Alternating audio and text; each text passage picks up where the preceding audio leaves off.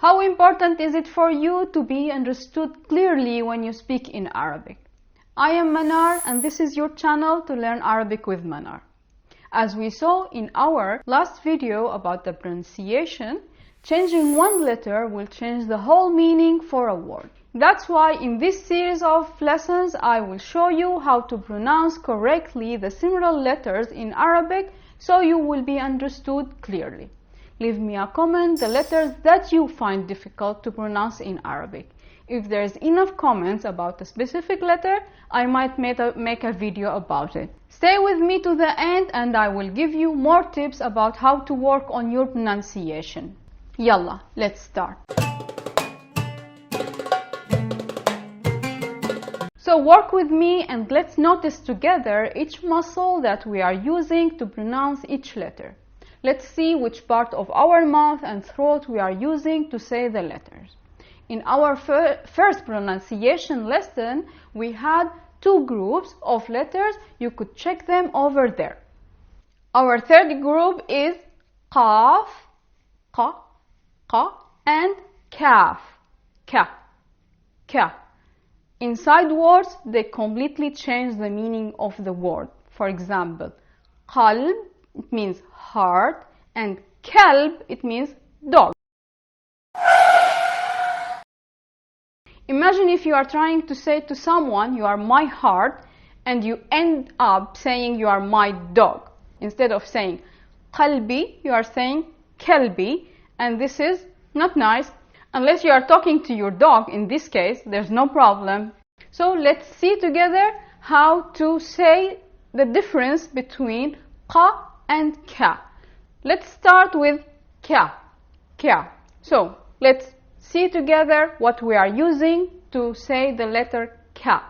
It is coming from the mouth, something around the top of your mouth, and you are like your muscles is trying to push outside. Ka, ka, okay?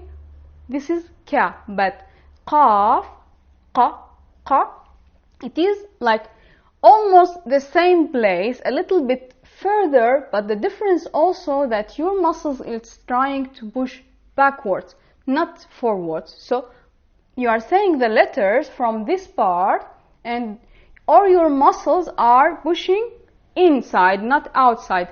Ka forward, qa it is backward, like qalb, qa, qalb, ka, kalb, qalb, and kalb. Other examples are qabl and qabl. Qabl, it means before, and qabl, it means the wire of the electricity. Qabl, qa, qabl, qabl. Try to notice the difference where each letter is coming from. So, qa, qabl, ka, qabl. The whole word is pronounced in different position in the mouth. Qabl, qabl. Pay attention to these two words and to these two letters. Other examples are qamar, qamar, the moon, qamar, and kamar, kamar. Kamar, it is a verb and it means he covered something. Like for example, when we are making a dough in the kitchen, so we kamar al-ajin, he covered the dough so it get warm and ready. But qamar, it is the moon. Qamar, but ka, it's coming from here. Kamar and kamar, they are different, don't confuse them. I want to make a small note here about the letter qaf, qa. In the Levantine dialect, in some regions, they don't pronounce it as hard like it is, qa, they pronounce it a. In other regions, they would say it like this, qa.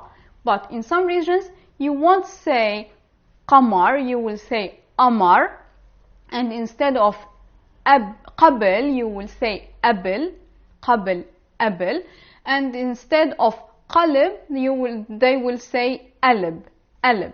So sometimes in the Levantine dialect you will hear the qaf pronounced like a. so it is softer. You choose the way that you feel okay with it and you feel comfortable with. Our other group for today is Sin, Sa and Sad, Sa. Sa and Sa. Let's see what's the difference between them. Let's start with Sin because it is easier, because it is like a regular S in English. Sa, Sa. So, what are we using to say Sa? Sa, it is relaxed, you are not using your tongue or doing any motion with your tongue. Your jaw is going a little down and up, and you are using your teeth to pronounce this letter, Sa, Sa. But Sad, Sa, it is a little bit different. You are using the same motions, your jaw and your teeth, but you are flipping a little bit your tongue inside your mouth, so you make a small tunnel for the air to whistle while it is coming out, and you will say Sa, Sa. You should feel your tongue a little bit flipped inside. Sa, Sa, Sa, opened and relaxed. Sa, Sa, it is a little bit flipped. Sa, Sa, Sa. Let's see them inside words to see how changing between them will change the whole meaning. So, Surah with Sad, it means a frame or a picture, a photo that we take it with a camera. But Surah, it is a chapter of the Quran. It is something completely different. Surah, a photo or a picture. Surah, it is a chapter of the Quran. Surah, Surah, Surah, Surah, Surah. Sad, it is coming a little bit from the flip tongue, a little bit behind. Sa, it is coming completely from the teeth. Pay attention to the difference between these two letters. Another two words could be Sar. For Sad, we have Sar. For Sa, we have Sar. Sar, it means it completed, it happened. Something happened and got completed. Sar, Sar. But Sar, it is the past tense of he walked. Sar, he walked and he went somewhere. Sar, Sar, Sar, Sar. Another two words they are, for Sa, Salb, Salb. For Sa, Salb, Salb. They have completely different meaning. Salb, it means solid, something hard, solid. Salb, it is solid. And Salb, it means a completely different things. It means robbery. So someone went and robbed a bank, or someone pickpocket someone. It is Salb, Salb. So don't confuse them because they completely mean different things. Salb, Salb. Now I will go over the similar letters and each word of this letter so you could listen and tell the difference between them. Leave me a comment about the letters that you find difficult to pronounce in Arabic. If there is enough comments about a group of letters, I will make a video about them. After this, I will go over the tips that I promised at the beginning. Qaf, qa, qa.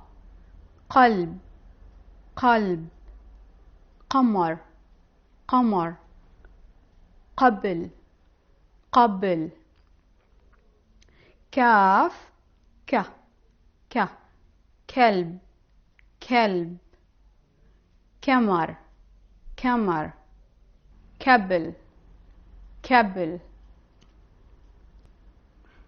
سين س سورة سورة سار سار سلب سلب صاد ص صورة صورة صار صار صلب صلب.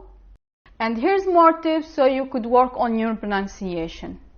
Another way it is to listen again and again to the sounds that you are not familiar to it. So by listening again and again to the same sound, your subconscious will absorb this sound and slowly it will start to produce this sound. After this, you could start practicing this sound alone. You are practicing these letters alone without combining it inside words, because always when we are trying to pronounce a new sound inside a full word, it is difficult. So we need to train our brain and our muscles to take this sound and to get used to it alone, and after we could use it like at the beginning of a word. That would be the easiest thing, to start at the beginning of the word. So we get some words that it has this letter at the beginning, and once we are okay and a little bit comfortable with saying the letters at the beginning, we could move to the middle and the end. So that hopefully will help you to get slowly to pronounce the new sounds that you are not familiar with it. But always pay attention to the sounds and letters that will make you misunderstood in the new language that you are using. And always remember, don't get frustrated if you can't really pronounce each letter correctly and clearly. Time and practicing will get you there. As long as you are understood, this is the important thing, because language, it's for communication. Thank you for joining me today. If you are new here, make sure to subscribe and click the notification bell so you will be notified about all my new lessons. If you like today's video, give me a thumb up, share it with your friends. Follow me on Facebook and Instagram so we keep in touch. See you next week. Yalla bye.